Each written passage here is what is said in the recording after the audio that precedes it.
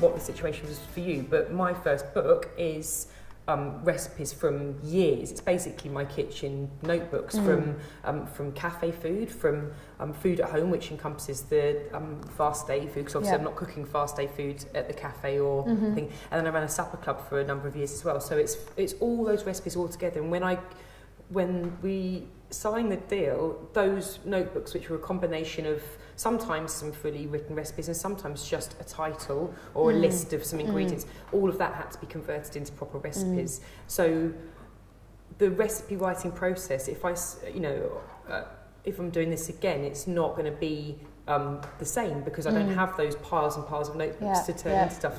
Was your first book the result of old recipes?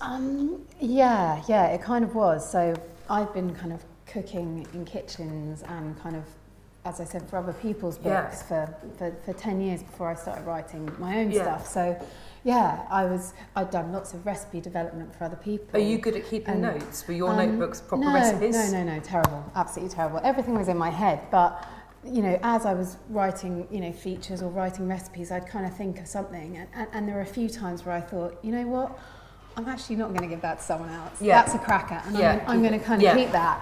So I think my first book was, lots of recipes I've kind of cooked over the years, and the things that were on repeat in my kitchen, and the kind of, stuff that I used to make. My brother's vegan, for instance, and he loved banoffee pie. So lots of those family stories came through, when I developed a banoffee pie that he could eat, and it was like the best birthday present ever. So it was kind of, the first book was definitely like the food that has been a tapestry of my life, since I really started cooking, and before that, because I was a geeky little kid that used to want to make the family dinners every night. So and I have to say, there's, so my second book, A Modern Way to Cook, was a bit different, because I realised with my first book that actually the recipes that people really, really loved were the really quick, easy ones. The midweek stuff that people could come in, clatter around the kitchen and have something on the table in 20 minutes. And people have an insatiable appetite for that sort of food, I think. And that's what they really need, those sort of recipes. And that's the food that changes your lifestyle. Yeah. That's the food that changes how you eat and how you feel in your body. Because, we're all going to eat. That's the food that changes how, you eat week by week, because we're always going to have a treat on the weekend, and I don't think either of us think that should ever change. A big piece of chocolate cake or a Sunday roast or whatever your thing is. So the second book is really informed a bit more by, and the recipes in that are inspired by something a bit more boring, which is getting dinner on the table quickly with ingredients that aren't too far flung. And so it was actually really interesting, writing those recipes. I always think there's this musician called Chili Gonzalez. I don't know if you've ever come across him. He's a piano player and he's a complete genius. And, he wrote an entire album using 2 octaves.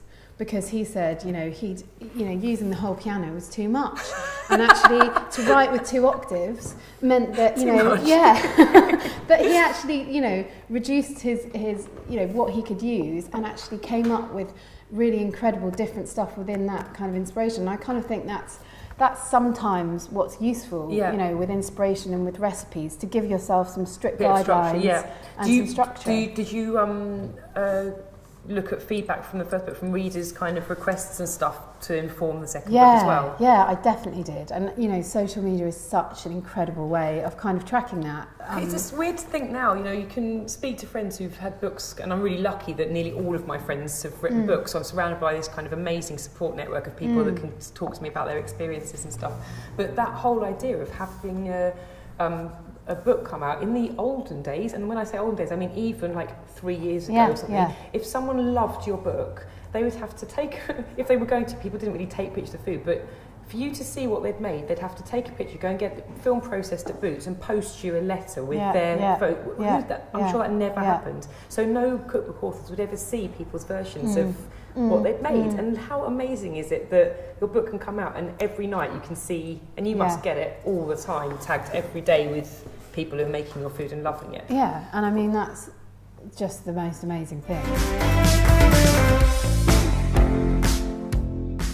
I wanted to speak to you about those sort of garnishy things. Yeah. What's your kind of like? Because I know that there's things that I use over and over and over and over again, and I had to be careful in the book not to be like serving suggestion, all the same things again, because that's again. So is sesame seed something that you're? What are your kind of?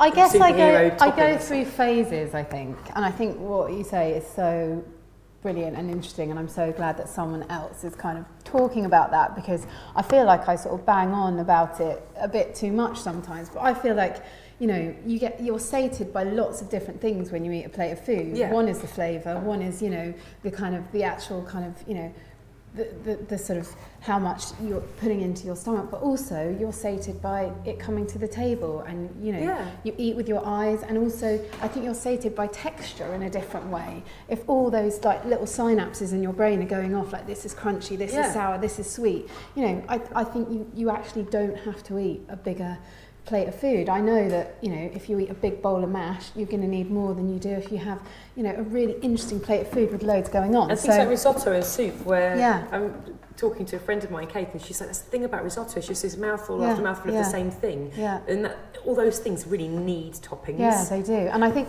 so for me, my sort of main toppings quite often are kind of, you know, toasted seeds. I use pumpkin seeds, I use sesame seeds a lot. I use quite a lot of chili sauce. I know you're a big fan of sriracha.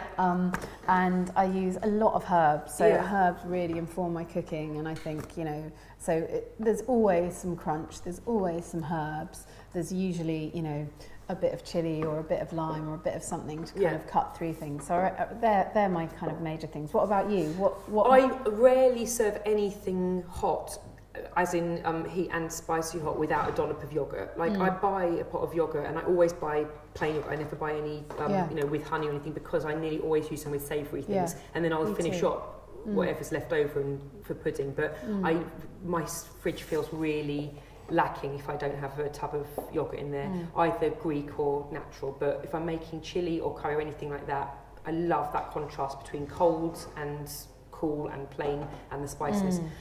Toasted seeds, the mix that we do at the cafes, which is in the book, is pumpkin, sesame, sunflower and nigella, and toasted all together, and those sit by my hob with all of my 16 different kinds of salt. Sit by the hob, and nearly everything's finished with those. Spring onion, cut on the bias, nice long pieces, that against the yogurt and the spiciness nearly always. I use fresh herbs on nearly everything. If you buy herbs, you've got to use them up, or they're going to go sad, and I can't bear wasting stuff. So I'm picking off the leaves, you know, the pretty leaves to garnish things with, the posh bits for the pictures. And then it was actually a Stevie Parr recipe that I read years ago for his chana masala recipe, and it was the first time that I learned actually just blitz the whole bunch, leaves to roots, the whole thing, all the stalks and everything, and put the stalks in when you're cooking and keep the other bits for the end.